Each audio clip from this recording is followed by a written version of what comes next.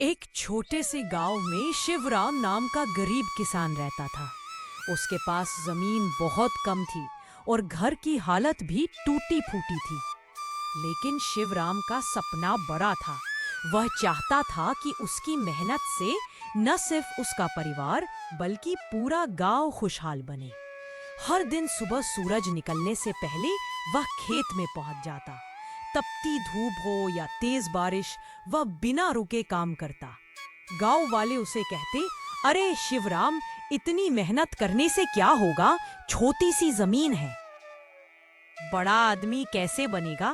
लेकिन शिवराम मुस्कुराकर कहता, मेहनत करने वाले को भगवान भी खाली हाथ नहीं छोड़ते। धीरे धीरे उसने खेती में नए तरीके अपनाए। वह शहर जाकर पढ़ा लिखा और किसानों की नई तकनीक सीखी।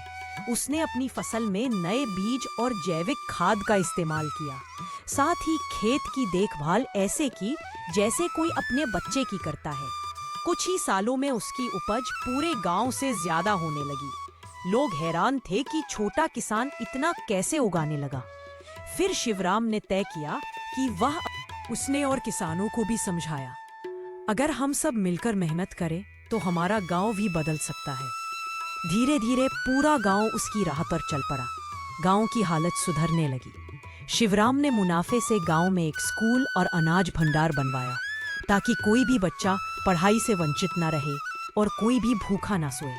कुछ ही सालों में वह गरीब किसान, जिसे लोग कभी साधारण समझते थे, अब गांव का सबसे बड़ा किसान और नेता बन चुका था। लेकिन उसकी सबसे बड़ी खासियत यह थी कि वह घमंड नहीं करता था।